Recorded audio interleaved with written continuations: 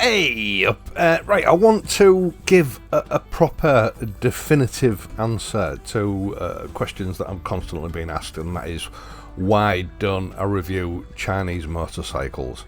This is a constant thing. It's been a constant thing for 3, maybe 4 years now. A lot of people asking me, why am I sort of intentionally missing out on the views about these bikes because they're really popular here on YouTube. Other people saying, you really shouldn't ignore them because they're much better than they used to be. And, I've got to admit, I did a video on the top 10 motorcycle brands last year, and I think Chinese manufacturers occupied 2 or 3 of those top 10 spaces. Yeah, I know that there is an onslaught of cheap Chinese motorcycles coming into the Western market, which may or may not be excellent value for money. It depends who you listen to. Now, on the complete opposite sort of end of the scale to those sort of comments, more recently I've been getting comments from people saying, I'm glad that you don't review Chinese motorcycles because, we've seen a lot of influencers here on YouTube reviewing not just Chinese motorcycles, but Chinese electric cars, as well as a host of other Chinese products. And it's been mentioned to me that a lot of these influencers are giving little speeches at the beginning of the videos saying that they are aware that there is a lot of controversy over these type of products, but they're going to review it anyway and they're not getting involved in that controversy. Now, it may well be that they're quite simply not aware of the depths of what that controversy is, or maybe they're just so desperate for clicks and money that they don't care. Now, I just want to make it clear, I'm not virtue signalling in any way, shape or form.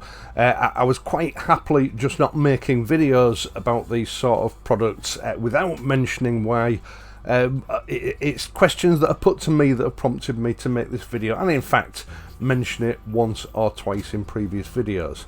Now, the flooding in our markets, in Europe, the UK and America, of Chinese vehicles is often likened to a similar situation that occurred with Japanese manufacturers decades ago. But it's really not the same thing. Now, the people of China are ruled by a very authoritarian communist regime that's been in power there for decades. Now, back I think it was in the early noughties, it seemed to relax a little bit, and China, which previously had been very closed off to the rest of the world, started to trade more with the West and with other countries. And I think a lot of people still have it in the heads that that's how it still is. They're just trying to build an economy and a manufacturing base by trading with other countries.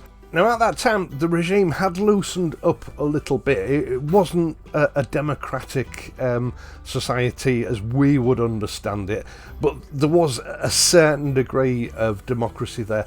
The current general chairman or president, whatever you want to call him, of China, Xi Jinping, he first sort of got into the corridors of power in about 2008, and then in 2014 his peers voted him in as the country's leader. Now, this coincides with a crash in the Chinese domestic economy in 2014. I think it recovered slightly in 2016, but then it slid back again, and it's been flatlining ever since. The Chinese people themselves are quite poor. Wages have been stagnant for years. They've got no surplus cash that they previously had, previous to 2014, so buy products and be consumers as such. So the whole of the sort of domestic market has imploded. It's just shrunk along with the property market. Now, there is quite a dark reason why wages have stagnated in China. I'll go into that in a moment. But Xi Jinping got into his second term and final term in 2018. because previously laws had been passed to prevent leaders from staying in office for more than 2 terms, to prevent corruption and, authoritarianism, if you like, a dictatorship becoming a reality. So he changed the law and basically made himself the leader of China for life. So China is now effectively a dictatorship.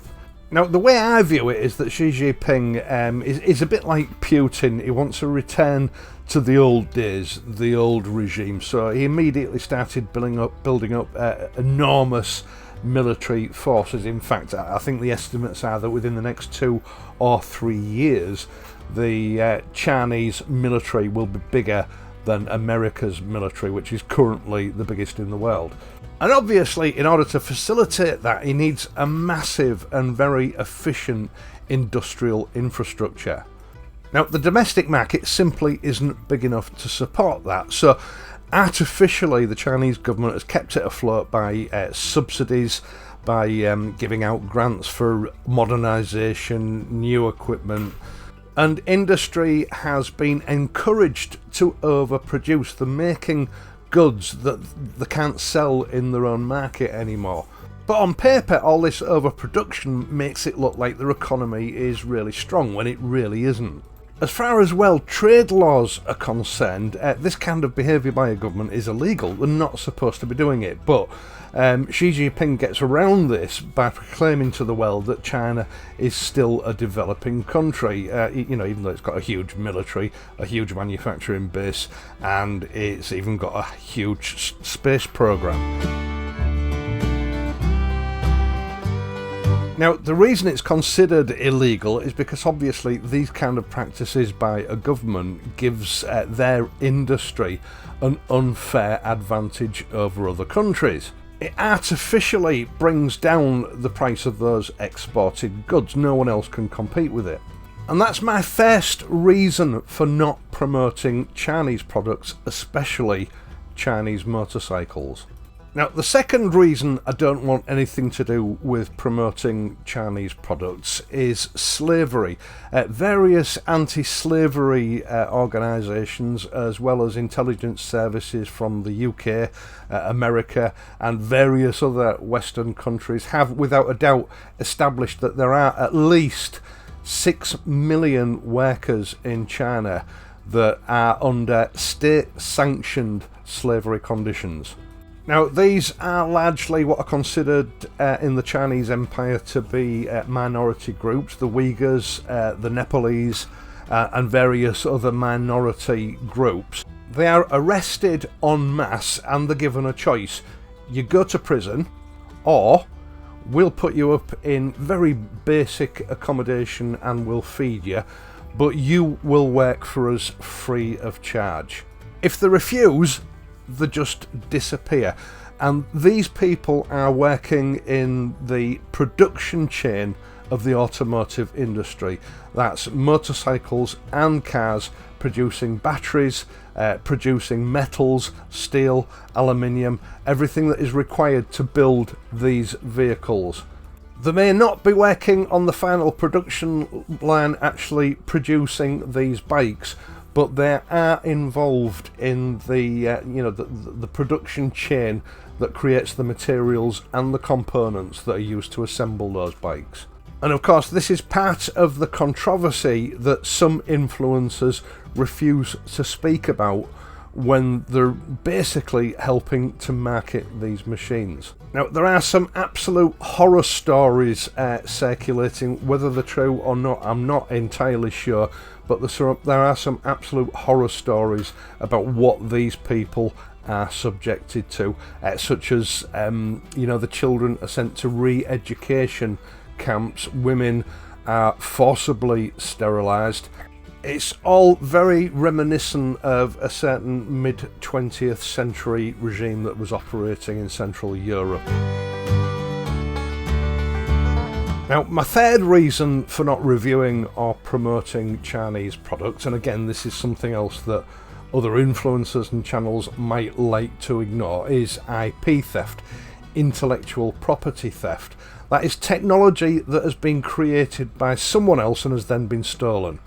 The creation of technology from, thinking about a concept to actually producing a product takes years, and it takes thousands, millions, even billions of pounds to bring it to fruition.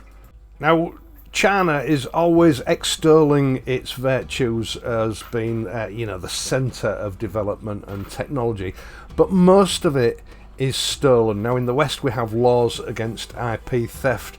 In China, there are no such laws. Other people's property is fair game if you can get your hands on it. And although there are laws in the West that protect, inventors and creators from this kind of behaviour, there's no such laws in China. In fact, it's actively encouraged. At the lower end of the scale, this will be sort of buying products in and then reverse engineering them. At the high end of the scale, it's government sanctioned. There are laws in place that if any Western company wants to work with a Chinese company, whether it's just distribution of products or whether it's actually manufacturing of products with them, they have to, by law, disclose all the intellectual property that is associated with that product. Basically, you've just got to give it to the Chinese government, and lo and behold, a year or two later, that product will appear slightly disguised and put on the market at a far lower price. Because they have no development costs, they can actually improve those products further quite easily by just tweaking it a little bit, because they've bypassed the actual sort of development stages of that product. They've obtained that technology for free, and this is why quite often Chinese products can be a little bit quirky and not really work the way they should, because it's like at school or university, you might have that character that doesn't attend all the lectures, and when he does attend the lectures, he's not really paying attention and doesn't make notes. He doesn't bother revising for an exam, and instead, whilst at that exam, he just copies off the person in front of him or the person to the side of him. Now, he may well pass that exam and get his diploma, but he has no understanding of the actual subject himself. It's a sham. And that's why quite often, if you're buying cheaper Chinese products that don't work the way that they're supposed to work, it's because they didn't really have an understanding of the technology. They've just copied it and hoped for the best. And of course, they tend to have very good customer care backup with these products, because they've made them for virtually nothing. So if you ring up and complain, they'll quickly replace it or refund you, because it's cost them nothing in the first place. It's money for old rope. Now, bearing in mind that these sort of circumstances alone allow Chinese companies to make these vehicles extraordinarily cheaply, they still have problems selling them. I'm sure you've seen the videos and news articles showing storage facilities just cram-packed with tens of thousands of electric motor cars and of motorcycles. So every now and again, in order to get rid of these surpluses, they have to cut the prices even further and dump them on the export market. And these are the machines, the cars and the motorcycles that people are reviewing and promoting on YouTube and on other platforms. And there is absolutely no way that Western companies, or even Eastern companies like Japan and India, can compete with that sort of low slashed pricing. And the end result of that, of course, if we continue buying these Chinese products, our own industries will eventually become extinct and will be completely dependent on China for everything. And don't forget, the money that you spend on these products, a proportion of it goes straight into the Chinese military industrial complex to build new weapons that may or may not be used against us at some stage in the future. As our own intelligence services put it a few months ago, last year in 2025, the Chinese are using Westerners' greed and addiction to cheap consumer products against us. And ultimately, that won't end well for us, our children, our grandchildren, and our great-grandchildren. It's a voluntary path to self-extinction. Now, I get about 3 emails a day. In fact, most of them go to my spam folder now. I think, the system recognises that I just don't entertain those sort of requests anymore. But I get about 3 requests a day from Chinese companies asking me to review their products, ranging from, motorcycle accessories right up to e-bikes and motorcycles. Now, there have been 1 or 2 occasions where I've sort of played the game with them to see where it would lead. And, it's mind-blowing. There is usually a financial incentive on offer. They do offer you payment for reviewing their products. Quite often, they also offer you a percentage of sales from those products, which is why I think a lot of influencers are quite happy to review them. But along with that comes a lot of conditions. Basically, these companies want to dictate pretty much what you say about the product.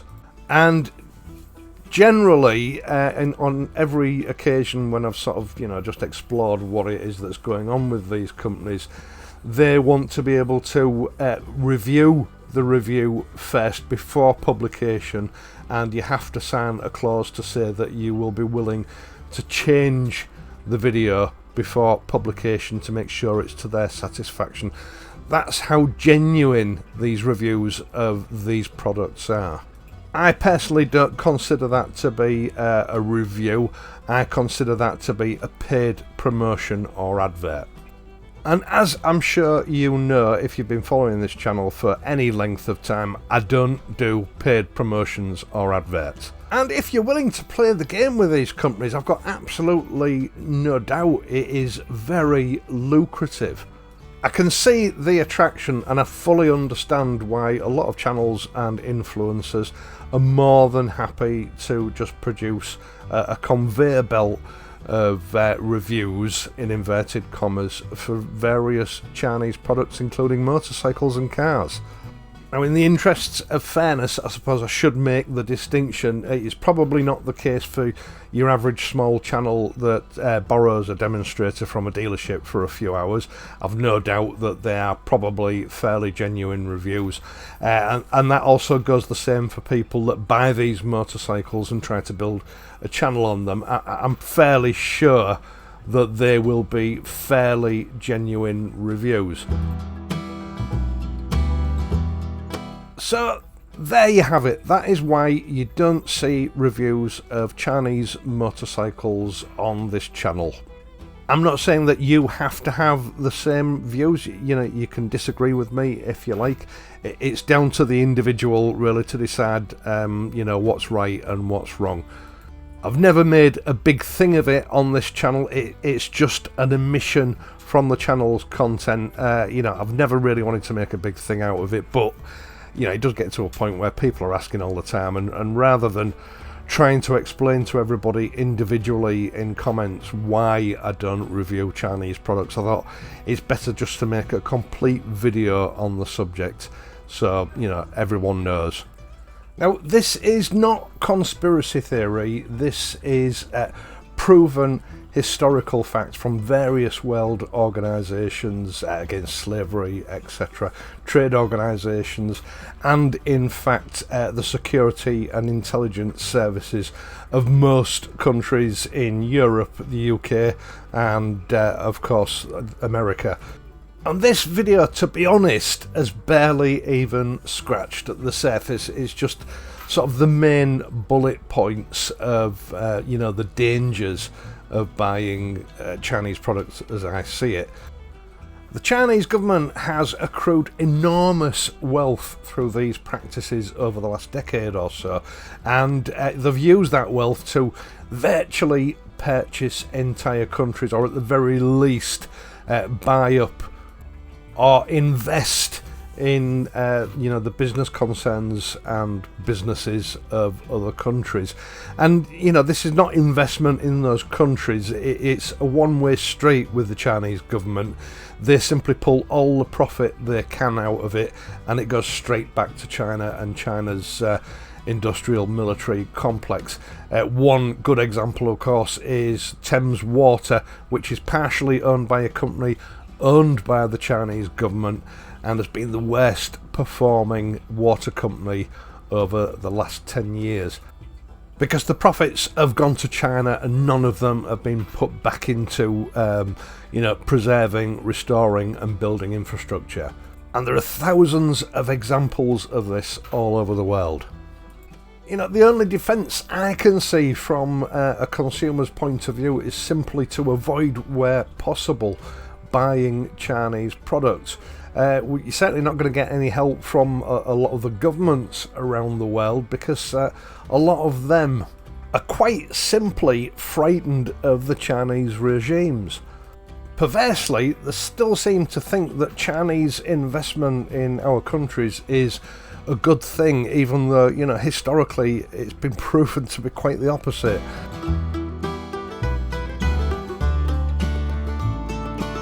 Right, once again, thank you so much for taking the time to watch this and my other videos, and in doing so helping to support this channel. I really do appreciate it.